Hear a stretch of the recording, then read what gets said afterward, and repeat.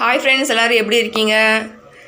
இன்றைக்கி சண்டே, இன்றைக்கி மகாவீர் ஜெயந்திங்கிறதுனால உயிரினங்களை கொல்லக்கூடாதான். அதனால் நம்ம இன்றைக்கி நான்வெஜ்லாம் கிடையாது.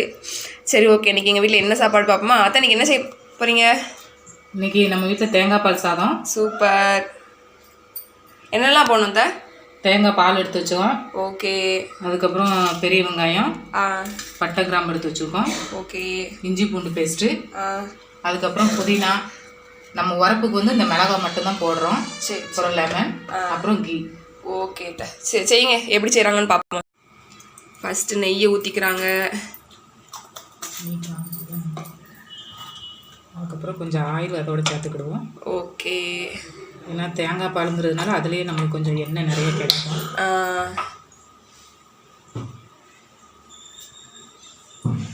நல்லா நெய்யும் எண்ணெயும் நல்லா சூடாகிக்கிட்டோம். பட்டை கிராம்பு எடுத்து வச்சுக்கிறத போட்டுக்கிடுவோம்.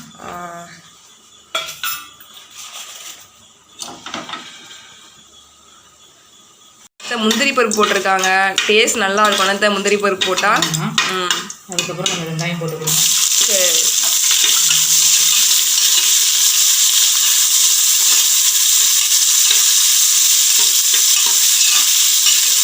வெங்காயம் நல்லா வதங்கணுமா இல்லை எப்படி வதங்கணுமா? இதுக்கு சரி சரி.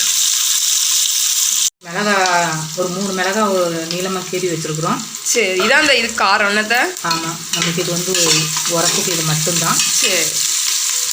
அதுக்கப்புறம் இஞ்சி பூண்டு பேஸ்ட்டு. இஞ்சி பூண்டு பேஸ்ட்டு ஒரு 2 ஸ்பூன் போட்டுக்கிடுறோம். ஓகே. அது நல்லா பச்சை வாசனை போகிற வரைக்கும் வதக்கிக்கிடுவோம். இது வந்து வீட்டிலேயே அரைச்ச இஞ்சி பூண்டு பேஸ்ட், அதனால கலர்லாம் தெரியாது. கடையில் நம்ம வாங்குறது கிடையாது. ஒரு கைப்படி அளவுக்கு புதினா இலை போட்டுக்கிடுவோம். சூப்பர். போட்டு நல்லா வதக்கிக்கிடுவோம். ஓரளவுக்கு ரெடி ஆகிட்டு. இந்த சாதம் செய்கிறது ரொம்ப ஈஸி தான். டக்குன்னு செஞ்சிடலாம். நான் நல்லா டேஸ்ட்டாகவும் இருக்கும். சிக்கன் வச்சு சாப்பிட்டா இன்னும் நல்லா இருக்கும். சிக்கன் கிரேவி வைக்கலாம். ஆமாம், இன்னைக்கு சிக்கன் கிடைக்காததுனால சோயா வச்சு கிரேவி பண்ணியிருக்கோம். அதுவும் நல்லா தான் இருக்கும். அதுவும் நல்லா டேஸ்ட்டாக இருக்கும். சிக்கன் கிரேவி நல்லா வெந்துருச்சு. நெக்ஸ்ட் என்னத்த பண்ணணும்? நெக்ஸ்ட்டு அவ்வளோதான், தேங்காய் பால் ஊற்ற வேண்டியதான். ஓகே. எடுத்து வச்சுருக்கிற தேங்காய் பாலை ஊற்றிக்கிடுவோம். இந்த கப்புக்கு 1.5 கப்பு அரிசி எடுத்துருக்கோம். சரி. இதுக்கு 3 கப்பு தேங்காய் பால் ஊற்றணும். நம்மகிட்ட இப்போதைக்கு இதில் 2 கப்பு தான் இருக்குது. சரி. மீதிக்கு தண்ணி ஊற்றிக்கலாம். சரி. 1 கப்பு தண்ணி சரி சேர்த்து மிக்ஸ் பண்ணி ஊற்றியாச்சு. அதுக்கப்புறம் நம்ம வந்து அரிசி போட வேண்டியதான். சரி. அரிசி நல்லா ஒரு 1/2 மணி நேரம் ஊற வச்சு வச்சுருக்குறோம். ஊற வச்ச அரிசியை சரி நம்ம போட்டுக்க வேண்டியதான். இது வந்து நம்ம சாதாரணமாக சாப்பாடு செய்கிற அரிசி தான். நம்ம இதுக்குன்னு தனியாக அரிசி வாங்கலை. சரி. ஆனால் இதுவே நல்லா இருக்கும். செஞ்சு முடிச்ச பிறகு பார்க்கலாம் எப்படி இருக்குன்னு. சரி. சூப்பராக இருக்கும். இதை போட்டு நம்ம உப்பு தேவையான அளவு உப்பு போட்டு. சரி. எத்தனை விசில் வைக்கணும் தான்? ஒரு 3 விசில். சரி. ஏன்னா நம்ம சாப்பாட்டு அரிசிங்கிறதுனால ஒரு 3 விசில் வச்சுக்கிடுவோம். ஓகே. சரி, அப்போ விசில் வச்சுட்டு எடுத்த பிறகு உங்கள்கிட்ட எப்படி இருக்குன்னு காமிக்கிறேன். சரியா?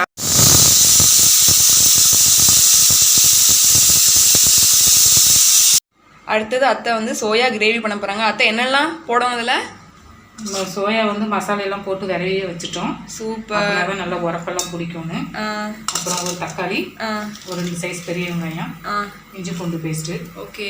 அப்புறம் லாஸ்ட்டாக புதினா இலை போடணும். சரி. பார்ப்போம். சரி. சட்டி காஞ்சிட்டு கொஞ்சம் நிறைய ஊற்றிக்கிடுவோம். அப்புறம் இதுக்கு வந்து நம்ம பெருஞ்சீரகம் தான் போடணும். சரி. அப்போ கொஞ்சம் வாசமாக இருக்கும் நல்லா. ஆமாம்.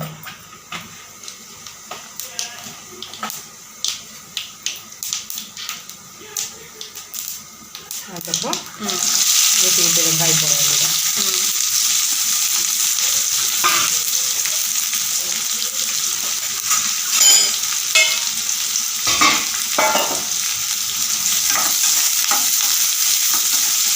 இது கொஞ்சம் நல்லா வதங்கணும். சரி.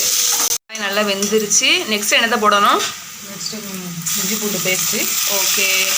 போட்டு நல்லா பச்சை வாசனை போகிற வரைக்கும் வதக்கிக்கிடுவோம். இப்போ நல்லா இஞ்சி பூண்டு பேஸ்ட்லாம் வதங்கிருச்சு. நெக்ஸ்ட்டு தக்காளி. ஓகே. பொருசாக வெட்டி வச்சுருக்கோம். இது நம்ம பேஸ்ட் பண்ணி ஊற்றினாலும் ஊற்றிக்கலாம். சரி. இது வதங்கி பொருசாக தான் வெட்டி போட்டிருக்கோம். நல்லா வதங்கட்டும். வெங்காயம் தக்காளிலாம் சூப்பராக வதங்கிருச்சு. அத்தை நெக்ஸ்ட் என்ன போடணும்?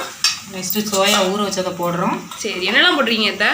இதில் வந்து நம்ம சிக்கன் பொடி, பத்தப்பொடி, கரம் மசாலா, அப்புறம் வந்து தயிர், சரி, ரெண்டாம் போட்டு மிக்ஸ் பண்ணி ஊற வச்சுருக்கோம் ஒரு 10 நிமிஷம். சரி, இதை அப்படியே போட்டுக்கிடுறோம். போட்டுட்டு இது நல்லா வதங்கட்டும், கொஞ்சம் வதங்கணும். ஓகே, சூப்பராக வதங்கிருச்சு. அவ்வளோதான் அத்தை, வேறு எதுவும் போடணுமா?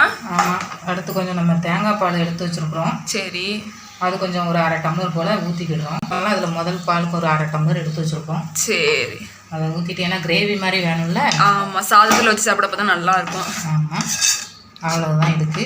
சரி, இது நல்லா கொஞ்சம் வெந்த உடனே புதினா இலை போட்டு இறக்கிக்க வேண்டியதான். சரி.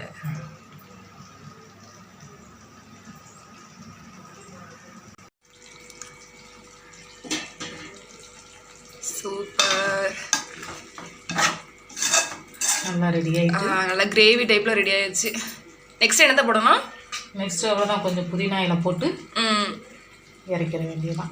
ஓகே, கிரேவி ரெடி ஆயிடுச்சு. சரி, சாதம் எப்படி இருக்குன்னு பார்ப்போமா? அத்தை திறந்து காமிங்க.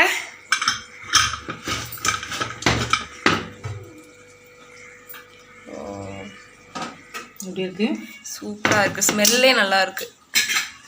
நம்ம வந்து லாஸ்ட்டில் இன்னும் கொஞ்சம் நெய் ஊற்றி, ஓகே, அதுக்கு மேலே நம்ம கொஞ்சம் புதினா இன்னும் கொஞ்சம் போட்டு எடுத்து பார்ப்போமா? ஓகே.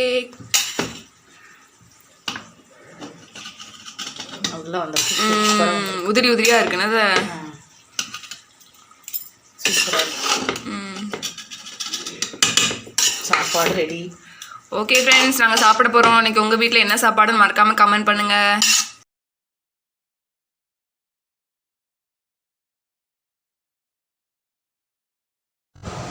ஈவினிங் ஒரு 6 மணி ஆயிடுச்சு. காஃபிலாம் போட்டாச்சு, குடிக்க போகிறோம்.